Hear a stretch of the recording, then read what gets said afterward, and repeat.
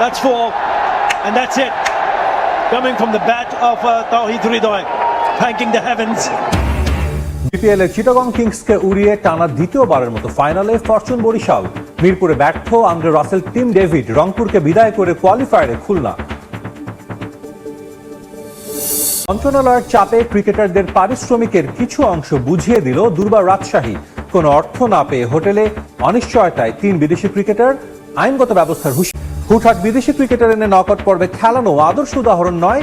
মালিক পক্ষের আচরণে ক্ষুব্ধ রংপুর কোচ আশরাফুল। ফাইনালে ওঠার ম্যাচেও ধারাবাহিকতা চান নাসুম আহমেদ।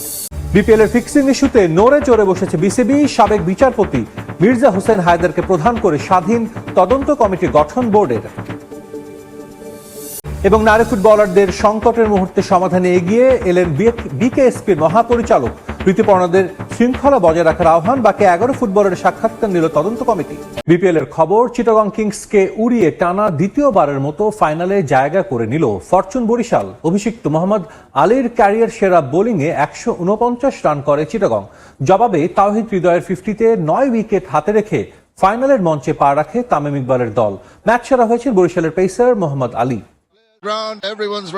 প্লে অফের ম্যাচ সামনে রেখে রংপুর খুলনা প্রতিযোগিতা করে তারকা বিদেশিদের দলে ভেড়ায়। তবে ব্যতিক্রম ফরচুন বরিশাল। অ্যাডাম মিলনেকে না পেয়ে নতুন কারো পেছনে ছোটেনি ডিফেন্ডিং চ্যাম্পিয়নরা। গুরুত্বপূর্ণ কোয়ালিফায়ারে পেসার মোহাম্মদ আলীকে একাদশে নেন তামিম ইকবাল। পাকিস্তানের হয়ে 4 টেস্ট খেলা এই পেসার অভিষেক ম্যাচেই নাম লিখিয়েছেন ইতিহাসের পাতায়। 1 ওভারে তুলে নেন 4 উইকেট। টি-20 ক্যারিয়ারে প্রথমবারের মতো পেয়েছেন 5 এই পাকিস্তানের বোলিং স্পেলটাই সহজ করে দেয় বরিশালের জয়ের পথ।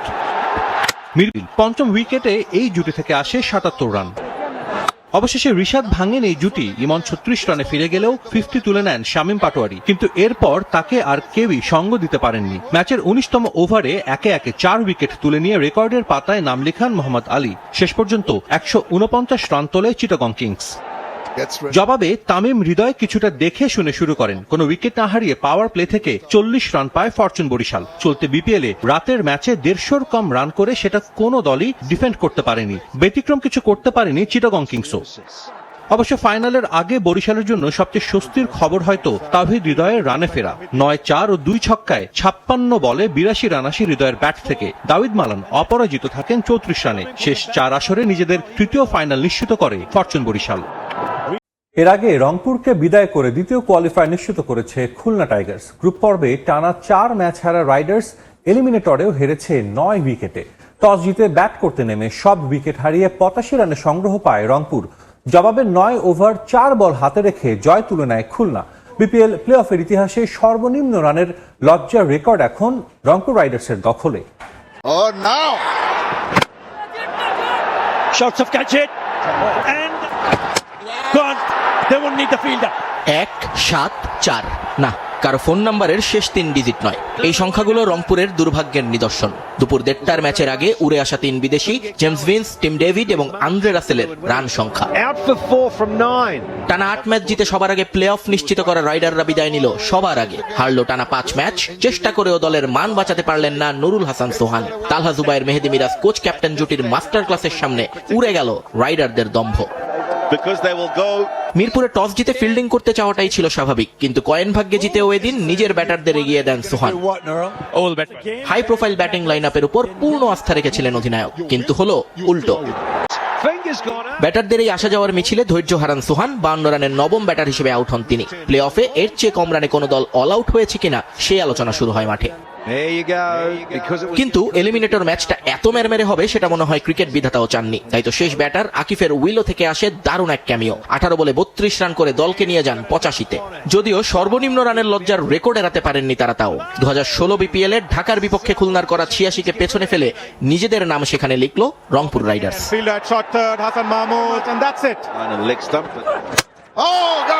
এরপর ম্যাচের যা কিছু উত্তেজনা ছিল সেটা রংপুরের বোলিং লাইন আপ নিয়ে, যার নমুনাও তারা দেখায় প্রথম ওভারেই। খুলনার অধিনায়ক বিদায় নেন 0 রানে। কিন্তু সেখানেই শেষ রংপুরের জারিজুরি। রাইডার, পেসার, স্পিনারদের নির্বিষ বোলিং আর ফিল্ডারদের পিচ্ছিল হাত জয়ের পথে বাধা হতে পারেনি টাইগারদের। নাইম শেখ আর অ্যালেক্স রসের দায়িত্বশীল উইলোবাজিতে কোয়ালিফায়ার 2 নিশ্চিত করে ফেলে Khulna Tigers. 2 Caribbean recruit Jason Holder আর শিমরন হেটমায়ারের নৈপুণ্য দেখার অপেক্ষা বাড়ল খুলনার সমর্থকদের। টি-20তে সবাই সমান অধিনায়ক মেহেদী মিরাজের পরিকল্পনাটাই ম্যাচে বাস্তবায়ন করেছেন নাসুম আহমেদ হয়েছেন ম্যাচ সেরা। বাঁহাতি স্পিনার ফাইনাল নিশ্চিতের ম্যাচেও বোলিংয়ের ধরে রাখতে চান এমন ধারাবাহিকতা। অন্যদিকে আসর থেকে ছিটকে যাওয়ায় হতাশ রংপুর কোচ মোহাম্মদ আশরাফুল। হুটহাট বিদেশি ক্রিকেটার এনে নকআউট পর্বে খেলানো আদর্শ উদাহরণ নয় বলেও মন্তব্য করেন সাবেক অধিনায়ক। টানা হারে দলের আত্মবিশ্বাস ছিল তলানিতে। পুরো টুর্নামেন্টে দারুণ খেলা খুশদিল শাহকে মিস করেছেন বলেও মন্তব্য করেন আশরাফুল। খুশদিল যাওয়ার পরে আমাদের যে মোমেন্টামটা আসলে কোনো প্লেয়ার ওই জায়গাটা নিতে পারেনি। আজকে উইকেট কিন্তু ভালো ছিল, কিন্তু আমরা আমাদের ব্যাটসম্যানরা বিশেষ করে শুরুতেই রান আউটটা সৌম্য সরকারের, তারপরে ভিন্সও জাস্ট ফ্লাই করে এসেছেন, খেলেছেন, উইকেটটা হয়তো বুঝতে পারেনি। যে আমাদের প্লেয়ারদের আরেকটু বিগ হার্ট নিয়ে খেলা উচিত ছিল, যেহেতু বিগ গেম। মন্ত্রণালয়ের চাপে ক্রিকেটারদের কিছু টাকা পরিশোধ করল দুর্বার রাজশাহী। তবে সোমবার প্রতিশ্রুত 25% অর্থ বুঝিয়ে দেয়া হয়নি অধিকাংশ ক্রিকেটারকেই। পারিশ্রমিক ও বিমান ভাড়া না পেয়ে এখনও হোটেলে অবস্থান করছেন একাধিক বিদেশি খেলোয়াড়। পাকিস্তানে ফিরে যেতে পারেননি হেড কোচ ইজাজ আহমেদও। চোরে না শুনে ধর্মের কাহিনী। দুর্বার রাজশাহীর মালিক শফিক রহমানের বেলায় বিষয়টা আরও গুরুতর। ন্যূনতম শিষ্টাচারও বজায় রাখেননি তিনি। বিসিবির হুঁশিয়ারি কিংবা গণমাধ্যমের একের পর এক খবর আমলেই নেননি। শেষ পর্যন্ত আইন শৃঙ্খলা বাহিনীর হেফাজতে নেওয়া হয় তাকে। যুব ও ক্রীড়া মন্ত্রণালয়কে ফ্র্যাঞ্চাইজিটির বিতর্কিত মালিক আশ্বাস দেন সোমবার 25% অর্থ পরিশোধ করবেন ক্রিকেটারদের।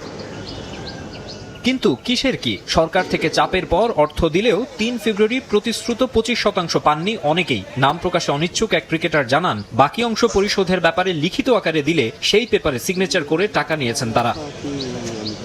বিদেশিদের আরও করুণ দশা। এক কানাকড়িও নাকি পাননি 3 বিদেশি ক্রিকেটার। নিরুপায় হয়ে এখনও হোটেলে অবস্থান করতে হচ্ছে ক্যারিবীয় মিগুয়েল কামিন্স আর আফগান আফতাব আলমকে। আরেক ক্যারিবীয় মার্ক দেয়াল জোগাড় যন্ত্র করে ফিরতে পারছেন, তবে দুর্বার রাজশাহী থেকে এদিনের লাঞ্চের টাকাটা পর্যন্ত দেয়া হয়নি তাকে। হেড কোচ ইজাজ আহমেদও ঢাকায়। ফ্র্যাঞ্চাইজিটির এমন কাণ্ডে হতবিহ্বল 92 বিশ্বকাপ জয়ী এই পাকিস্তানি কোচ, ক্রিকেটার ও টিম বয়সহ মোট 20 থেকে 22 জন এখনও হোটেলেই পড়ে আছেন।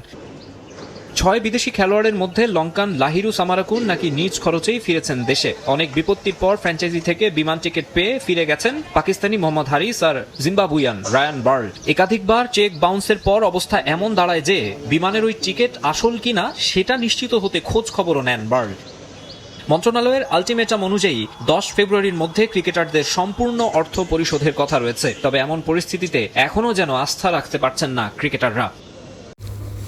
চ্যাম্পিয়ন ট্রফির উদ্দেশ্যে বাংলাদেশ দল 12 ফেব্রুয়ারি ঢাকা ছাড়বেন এবং 15 ফেব্রুয়ারি রয়েছে একটি প্রস্তুতি ম্যাচ খেলবেন পাকিস্তান দলের সঙ্গে।